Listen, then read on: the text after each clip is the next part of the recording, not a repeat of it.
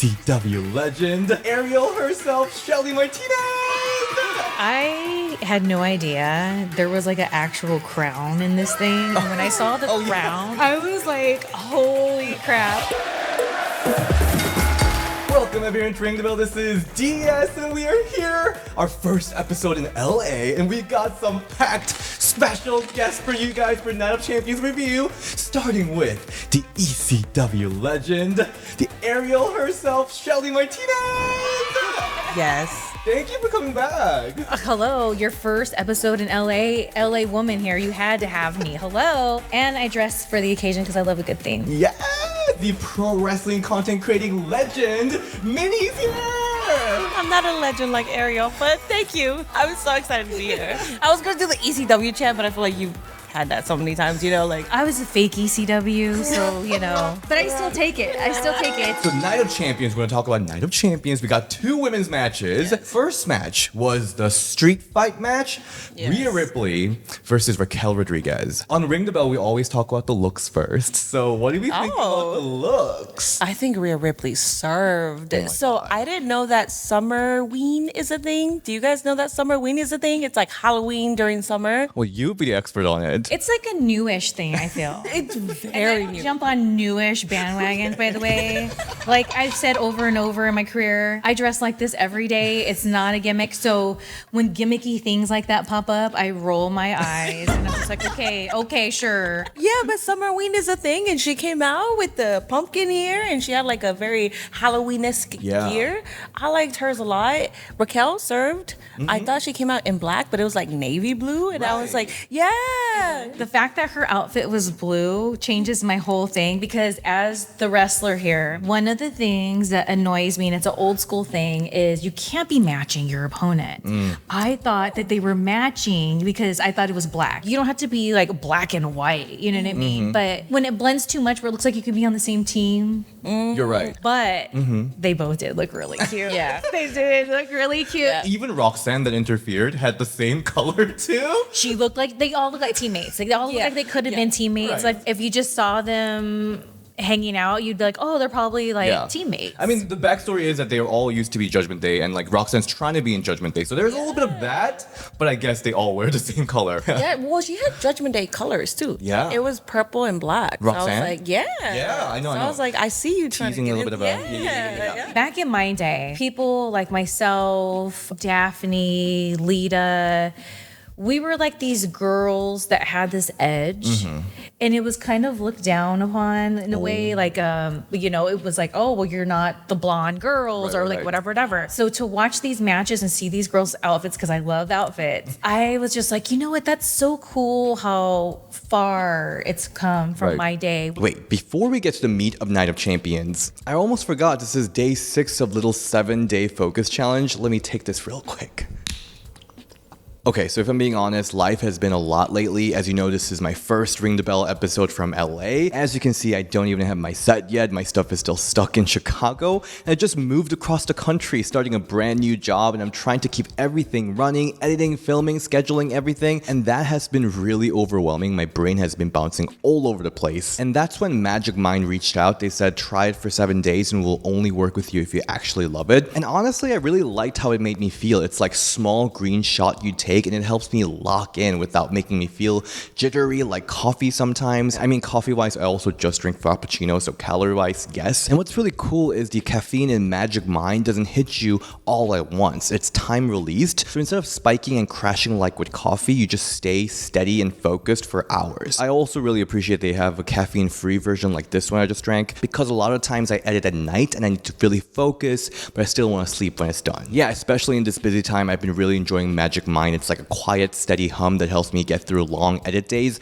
and actually stay on task without spiraling into a million things going on in my life. So if you're someone who's juggling everything like me, I really recommend trying it. And if you subscribe, you get 50% off with code RINGTHEBELL50 at magicmind.com/ringthebell50. They even have a 100-day money-back guarantee, no risk, no pressure, even if you finish the whole box. So definitely check it out. So let's talk about this match. This match got pretty wild. Yeah, somebody got spanked, and it reminded me of my childhood. If you're Hispanic brown, you know, like the belt. Like I was like, I know what's happening. Oh, and people were loving it because who don't want to be whipped by mommy? Yeah.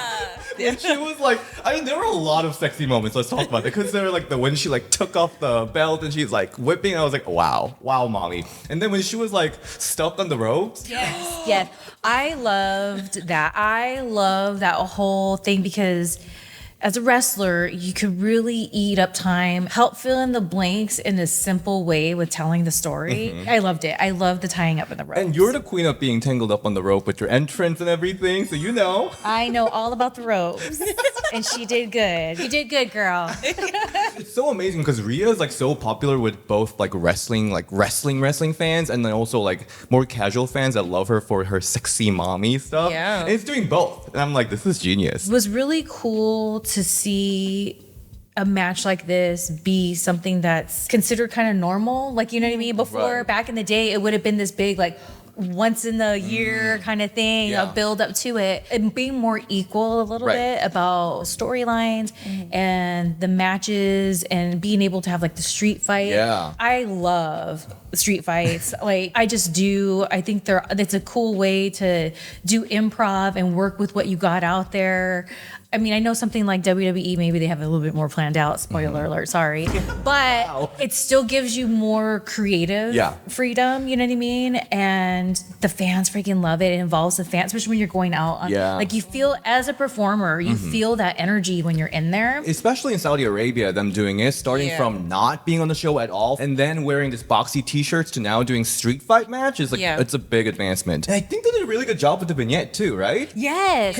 Oh, everyone can relate to being in a friendship. Oh, yeah. That's where they got me. They got me at that beginning with that the storyline, the backstory. I was like, everybody knows about that. I think this vignette did a better job than like weeks of build on Raw. Oh yeah, absolutely. Yeah. And they have so much history too. I'm like they've had street fights in NXT. Right. So to have that in that location, like you said, and to get a pop. Right. Like to get a reaction. Because we've seen the reactions there in that location. Yeah. And they haven't been great, but now it's like, wow. I love that they had the matching tattoo. Yeah.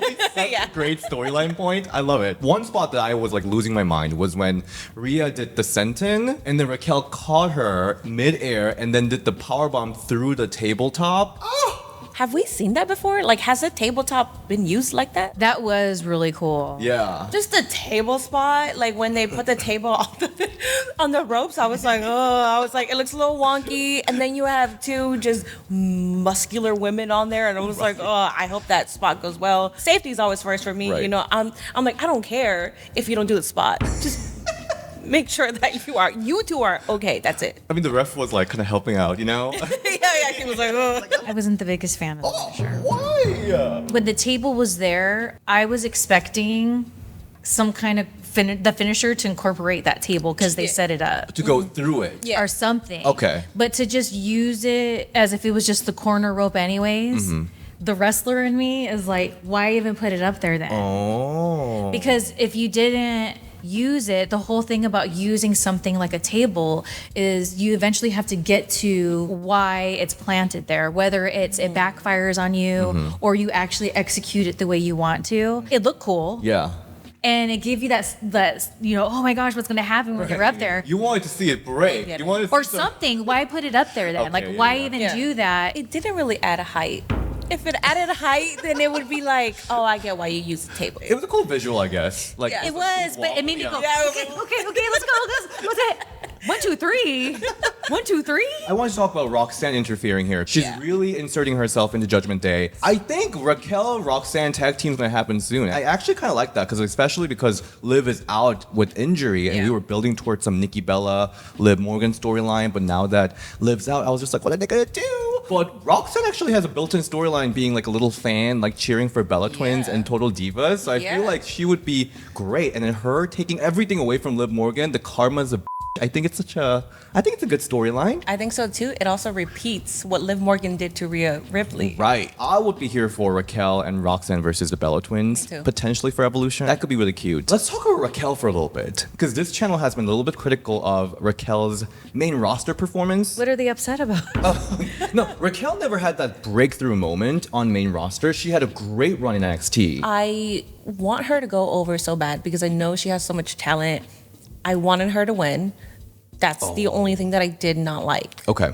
Is that she didn't go over. Yeah. It's okay. We can build up to that. Hopefully we can build up to that. Because she has so much talent, but it's not broadcasted. I mean, we saw a lot of that in NXT, but maybe it's the nerves. I don't know what exactly it is, but in main roster, she seemed a little pulled back, especially for a monster, like powerhouse. There was a couple times I felt as a performer, she's holding back a little bit. Okay. Small, very small. But I was just like, man, if only like she just took that second even more to breathe in. Little tiny simple things is instead of just being like yeah, whatever, you just like you really breathe it. And then that's when the fans are like, whoa, or like in it. Right. So just little tiny things like that. But what I thought was really cool, seeing their backstory, so that tells me as a wrestler that they trust each other. Matches are a different energy when you know you can trust your opponent with your body and your life, like 100%. When you're friends with somebody in real life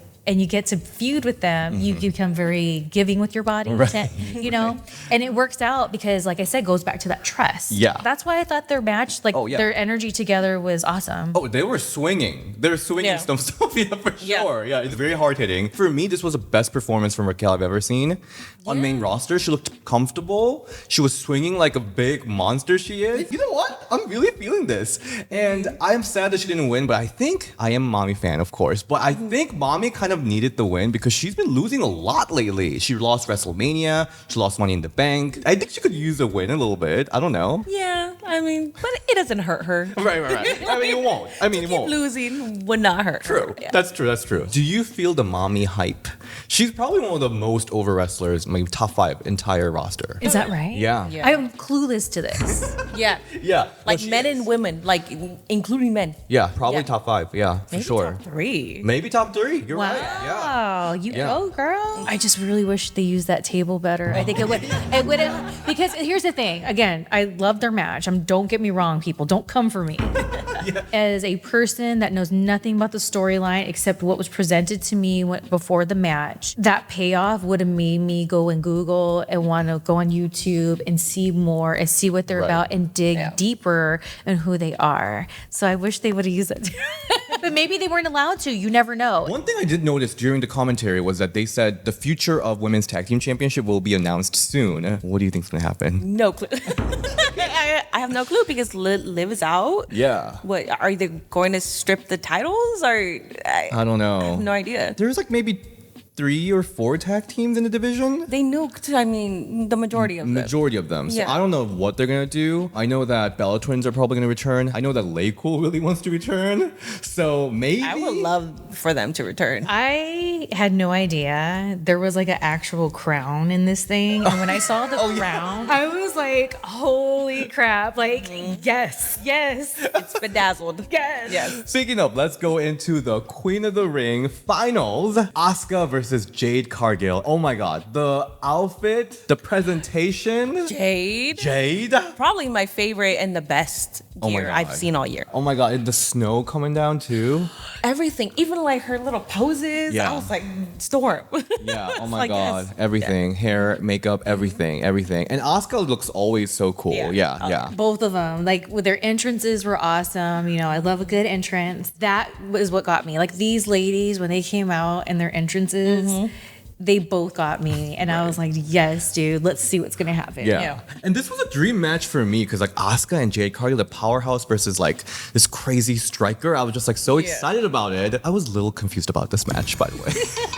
I was just like, I actually watched it like multiple times. Like, what happened? It was pretty quick too. Was it quick? I don't know because I've only seen it once. I thought Jade was going to learn so much from being in that ring with Asuka. For sure. She's a lot more green. There's so much criticism online about it. So I was like, good. Get in there with Asuka. You will learn. Just the ending was just underwhelming thing because the pin wasn't executed the right way. Did I hate the match? I didn't hate the match. I thought it was a good match. Good. We'll talk. Oh, good. Not great. Yeah. Good. I kind of got the same vibe. I felt like some of the spots were executed, they could have been executed a little bit better, and it would have made it more impactful, and it would have put over both of them. And in my head, I was like, are they being rushed right now?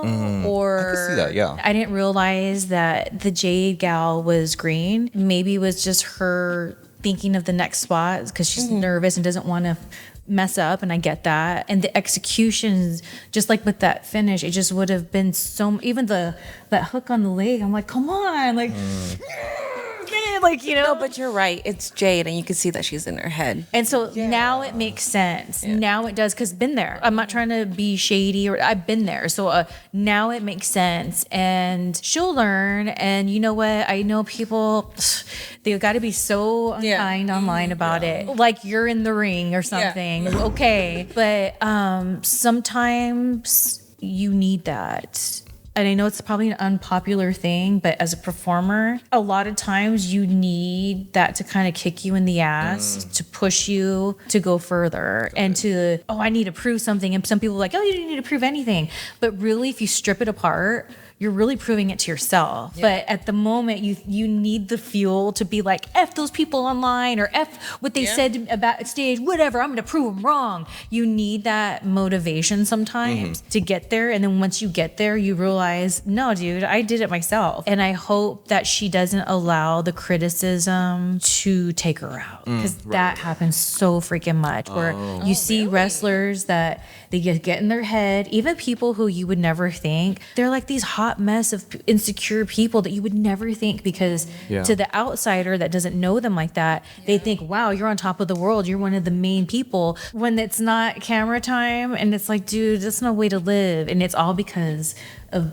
being afraid of being a failure and this and that and the other. I can't imagine, because that's before social media time. So now I feel like it's even more exposed. Oh, yeah. I could tell Jade was a little rushed. She did a lot of big moves here. She did choke slam. She did power bomb. It was huge moves after huge moves, but didn't feel that impactful for some reason, which I was a little... I feel bad, because she has so much charisma. When she came out, it was like, yes, what's she gonna do? But during the match, that charisma kind of like went away a little bit. It's the overthinking. She probably went out there and was like, yeah, okay, I'm feeling it. And then it was like, oh, crap, I better not forget the next spot, or what's the next spot, or like whatever. And then that kind of can take you out of it. But then again, it's like, this was for the next contendership, so it is a big deal. Right. So you kind of have to push through. She was also getting booed. She doesn't get booed. Right. Oh, okay. Right. And she got booed on SmackDown. She got booed at Crown Jewel. Right. So she's probably like, I'm not used to this. I'm used to getting cheered. Right.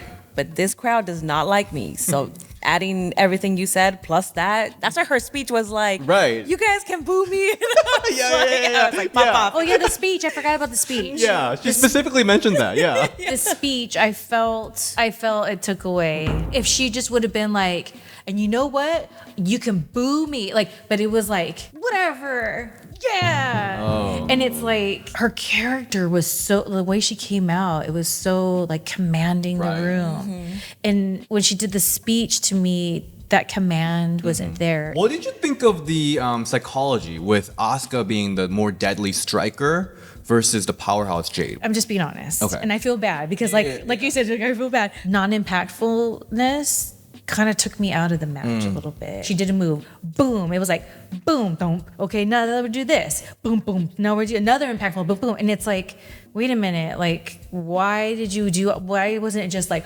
boom, let me sit with it, like, oh shit, like whatever. I wasn't getting what I thought I was gonna get. Maybe I think they need more time, because Asuka was trying to tell the story with like going for the leg, but I don't think Jade really had time to like really sell it and like incorporate that into the storyline of the match. So I feel like maybe a little more time would help. The leg. Because see, you're right. When she kept going back to the leg, there's a couple of moves she did, and I was like, wow, that's really cool. And how she got into it, I was like, yeah, dude. Pulled me back in. Right. Maybe it's not necessarily they needed more time. They just needed to slow down, milk it a little more. Maybe do less moves to milk if you have less time. Like, let's say they thought they were gonna have X amount of minutes and they're like, instead you have this. Yeah. You never know. If they just would have taken a couple things out and really made those moves impactful, it would have helped tell the story. It would have helped elevate each girl and what they were trying to do and the build up that they needed. And then when the finisher happened, I was like, rushed. Yeah. Oh, it's over.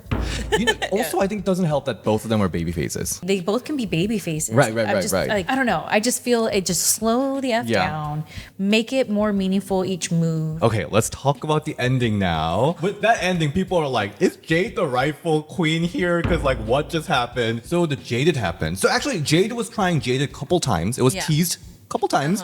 Even after that, people were like... People were like crickets when Jaded happened. Yeah. And then the pin. It was underwhelming, but also it's the crowd that just really did not like Jade at all. They just did not like Jade. And then so when that ending happened and it was crickets, it was like, I can see her confidence be stripped away during the match. And then for that ending, I think her confidence wasn't there anymore. So that speech was just like... See, like, I agree. Yeah. Told you so. Yeah, like, told you so, you know. But also adding salt to the wound was that she was like pulling her too much that probably her shoulders were up. I don't know. I don't know. Awkward. It's like the awkward turtle. I don't know. What did you think? I feel bad. I just feel a little bad because this was her crowning moment because she came into WWE with so much hype. She was like branded as the biggest hire of WWE. Yeah. But WWE like didn't rush her too much, I feel like. They gave her enough time to be with Bianca Belair to like run the ropes a little bit. And then this was her final like crowning moment. I'm doing this by myself. Right. Yeah. And I feel like she had some good matches with Nia, Tiffany, Liv too. And so I feel a little bad because I feel like she was really getting prepared for this big moment. It does suck when you're green in the ring. You're not as seasoned. And you have someone who is doing their best work right now. You're talking about Asuka. No, I'm talking about Naomi. Oh, you're talking about Naomi. Yeah. So, well, both, but it's hard to compete when you're supposed to be the baby face, but the heel right now, sort of overshadowing what you're going to bring into the table with the storyline. She's doing the best work of her life. Yeah. Best work of her life. So it's so hard for Jade Cargill. Everyone likes the person that you're supposed to be booing. It's tough. But yeah, it's Will it help for her to turn heel, you think? Maybe. There's a saying in the business, a good heel makes a baby face. Typically, a heel is going to be the vet. That's why the heel can make or break the baby face. I don't even know if that's being preached anymore because that's like the old school way. Right. When you have people who are green and they're getting opportunities, first of all, people are like, oh, they don't deserve it. They need to shut up because they don't know what they're talking about. That's how you make people. That's how you give people experiences. That's how they elevate and they move up in their wrestling career. They got to learn from the heel. So it makes sense to me why they're pushing her. And she's a babyface. And she's a babyface. Got it. Because she needs to level up, and the only way to do that, it's like a little graduation, if you will, if you think of it in those terms. Okay. That's what people that are watching, that are criticizing, don't realize there's a formula. We don't just put people out there and say, oh, she's cute, people want to cheer her, so she's going to be the baby face. It's actually a lot, but that's why we go to wrestling school. We go to wrestling school, and we learn about psychology in wrestling. And I'm kind of happy that she won, though, because like she's got great storyline coming with Naomi, coming for her ass with that Money in the Bank briefcase. She's trying to ruin everything for Jade. And also Tiffany Stratton. Tiffany and Jade has pretty good chemistry, so I think I'm pretty excited about that too. Yeah. And Tiffany Stratton, like you said, she's 5 years in the game or something, but she said herself, she is a sponge. She takes everything that she gets from her opponent, from the vets, and she is phenomenal. So I think a lot of people want to compare Jade and Tiffany because they kind of have the same length. But also, what I'm really excited for Jade's storyline is Bianca Belair is right now injured, but she will be coming back. I'm really curious how she's going to act as an X Factor. Because we don't know which direction she's going to go. Maybe we'll see heel Bianca for the first time on main roster. Heel Bianca and heel Naomi. That would be so good. Because Bianca and Jade never really interacted after the whole situation. So it's going to be so good. Yeah. But Asuka, I really want to see, heading into Evolution, I really need to see Asuka versus Io Sky. Even though she didn't win, Asuka versus Io Sky. Let's go. SummerSlam, Evolution, let's go. We need it. Same page. Okay, so that is our Night of Champions review. We got two great matches. Well, we had two enjoyable matches. Enjoyable matches. You know, I haven't been watching wrestling, so it was really cool to watch it specifically for this review. It made me want to, I want to watch more women's wrestling. Yes, And it's like, it made me want to be like, wait, what's going on over here? Right. It was so awesome to see these just different women, the different characters, even with throughout the years, seeing the different girls and their looks and just their disposition, their wrestling style, so cool. And I'm excited for women's wrestling in general, especially now hearing more with you guys kind of filling in the blanks. It's okay, all right. Well, I'm excited for you to watch more so you can be on Ring the Bell more often. Yes. That'll be fun. Thank you so much for joining in for this special episode, the first episode in LA. Thank you so much. Where can we all find you, Minnie? I'm Minnie Portable on YouTube, Twitch, Instagram, everywhere. Minnie Portable, live Monday, Wednesdays, and Fridays. And Shelly.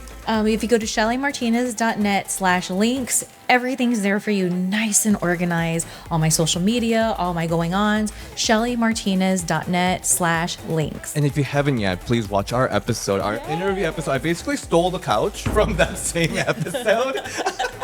Because it was that good. And you can find me at DSN on Instagram and Ring the Bell DS on Twitter. And I'll see you next time. Bye.